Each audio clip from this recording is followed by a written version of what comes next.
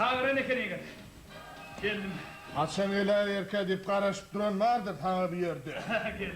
Ertem ol, näme böyle görüşeryen, näme sırka gelendirine ötüyen mi? Akmak, yalta, iğmanneler deyte. Men size ödünüzden ullar bilen nähili gepleşmeliğini öğreder. Yumağdını. Elin oy ver aşağı. Näme elin dövcek bolyan bir-birine kap. Koy ver elin aşağı. Şerek bunu. Men sen dişini tanatım gelenip duranok. Yumağdını. Men size nähili işlemeliğini öğreder. Yer şulur yali işler bilen strestin planını doğup bir şuna hayran qalaymanı. Yolatma elini yanıra. Beyni de bir iş yapmak yok nasıl var eken. Ayır elini burnundan. Burnun vaparcak bolyan mı? Yine bana iş görkecek bolyan mı?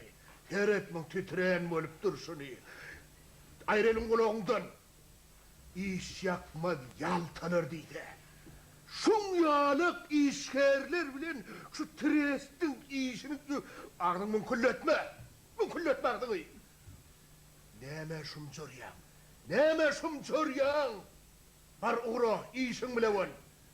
Ben sen gidin o görüntüm gelip duranok şumçorma bu yerde. Nerede şumçorsan şumçor. Bar uğra. Ey yaltalar deyte. Näme bir yerin depelep durdun näme poğanın suyunu koşacak bolyan mı? Sen!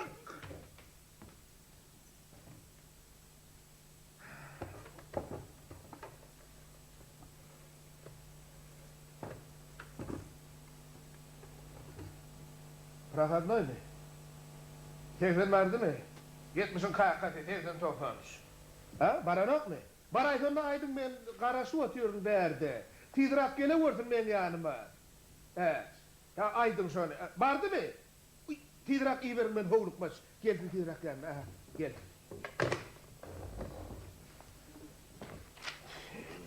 Ben Tevfen Toğlanov.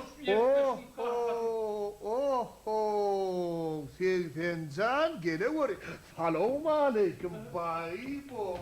Seni görmeyen bile bir neyse vakit geçiptir. Salam, kurbançılık mıdır, yardayılır, oğut mu? Tüvele mi hani, geç ahir beydi, oturma. Durma, geç. Yo, kovdu beğenin, yapacak aşırı, geçin. Berekella. Yer yağdaylar nesin? İşler, ahvallar oğut mudur? Ağırma vurin, ay tüveleme. Senin yol başçılık ediyen yerinizde hiç vakit işin böktöncü olmaz. Oğu düşünyen. Ne mi? Hoğluk geldin böyle.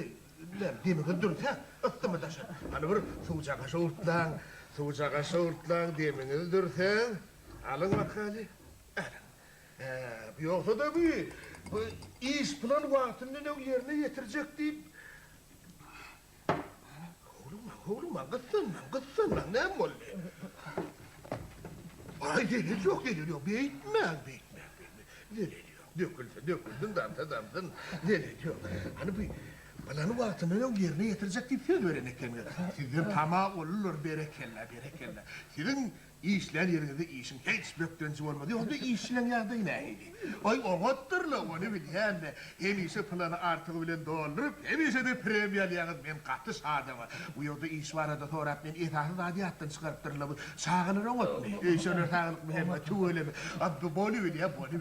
Hem iyisi gelip durun şeydik bir kevattı. Gelip durun ahire değil mi? Yönü iş deyip diyeceğin ne son iş bilen başına yuvut görmem. Sizden tamam olur.